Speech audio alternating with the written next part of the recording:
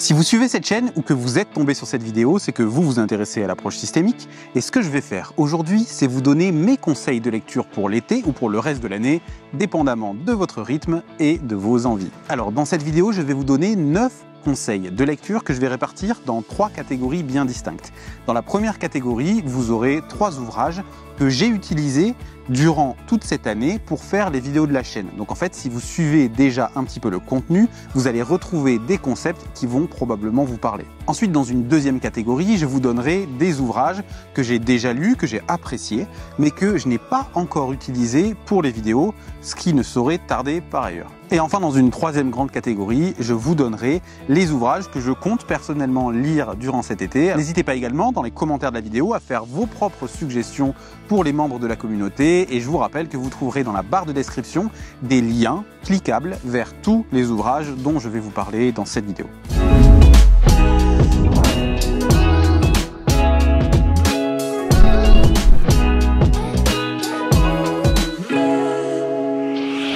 Alors, sans plus attendre, on commence par le premier ouvrage qui s'intitule « Les génogrammes d'aujourd'hui » qui a été rédigé sous la direction de Maria Borgsa et de Yves Dorm. C'est un ouvrage d'un collectif de thérapeutes systémiciens. En fait, pour celles et ceux qui ne le sauraient pas, le génogramme, ça part de la carte familiale, donc d'une représentation de la famille selon 3 générations. Et c'est un outil qui est très utilisé par les thérapeutes systémiciens. Ce qu'on va appeler le génogramme, c'est tout le travail thérapeutique qui peut être fait à partir de cette représentation visuelle. Et cette pratique du génogramme, c'est vraiment diversifié. Chacun a pu venir y apporter sa touche personnelle. Et donc, du coup, tous les auteurs qui parlent dans le livre vont expliquer de quelle manière est-ce qu'ils l'utilisent et comment est-ce qu'ils l'ont personnalisé avec leur pratique professionnelle propre. Vous allez voir que dans ces nouveaux génogrammes, on voit que le génogramme peut devenir chronogrammique, génographique, en fleurs, en boutons, tricolore, imaginaire, paysager, mobile, photographique, métaphorique, inversé, digital.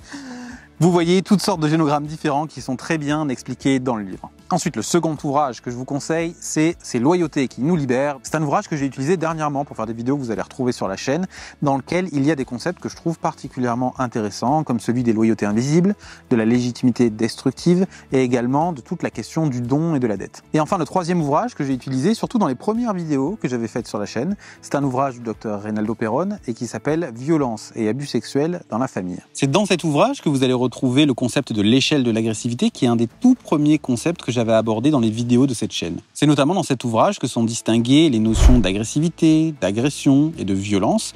Et c'est une distinction, vous allez voir, qui est très pertinente pour les thérapeutes, pas uniquement lorsqu'ils traitent des problèmes de violence intrafamiliale. Le concept de l'échelle de l'agressivité notamment, en venant présenter l'agressivité comme une compétence, permet dans bien des situations d'effectuer des recadrages dans la thérapie. Si vous souhaitez acheter cet ouvrage du Dr Reynaldo Peron, je vous conseille cependant d'attendre un petit mois, puisqu'il va y avoir la 6e édition revue et augmentée qui va être publiée au mois d'août.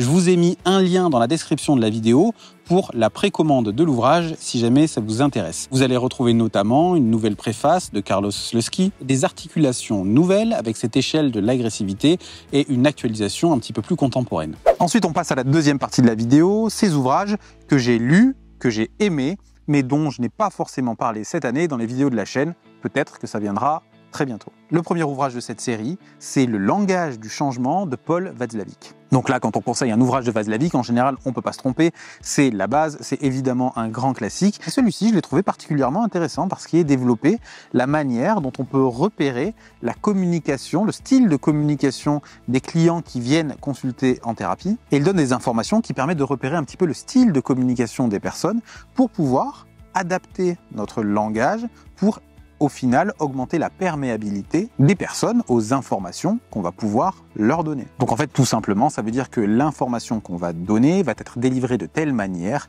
à ce que ça crée un impact plus important. Ensuite, le deuxième ouvrage que je vous conseille, c'est Dans le dédale des thérapies familiales de Muriel Minkens-Fourez et de Marie-Cécile Henriquet-Duhamel. C'est un ouvrage qui est très complet et très bien structuré pour arriver à se repérer dans la complexité croissante du mouvement systémique. Et enfin, pour le troisième, je fais un petit pas de côté et je m'écarte légèrement de l'approche systémique pour vous parler d'un ouvrage que j'ai adoré, d'Irving Yalom qui s'appelle L'art de la thérapie. Ça s'écarte un petit peu de l'approche systémique puisque Irving Yalom, lui, il a vraiment développé beaucoup la thérapie existentielle, mais par bien des aspects, je trouve qu'il y a des passerelles qui sont extrêmement intéressantes entre ces deux styles de thérapie. Et puis de manière générale, j'adore tous les ouvrages d'Irving Yalom, donc du coup je ne peux que vous conseiller d'aller les découvrir si vous ne le connaissez pas encore. Et enfin pour terminer, je vais vous présenter les 3 ouvrages que je me suis procurés, que je compte lire durant cet été.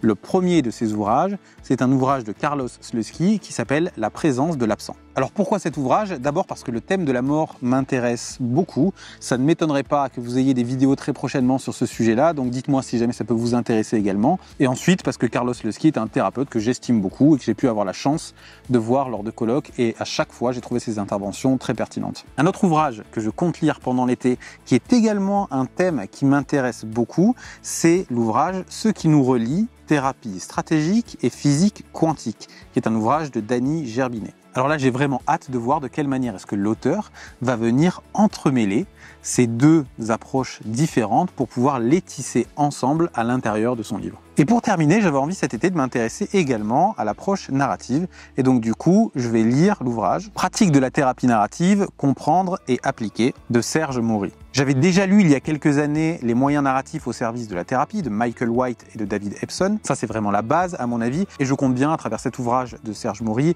replonger dans la pratique et puis pourquoi pas après revenir à la source pour pouvoir relire ces textes fondateurs. Voilà, c'est tout pour mes recommandations.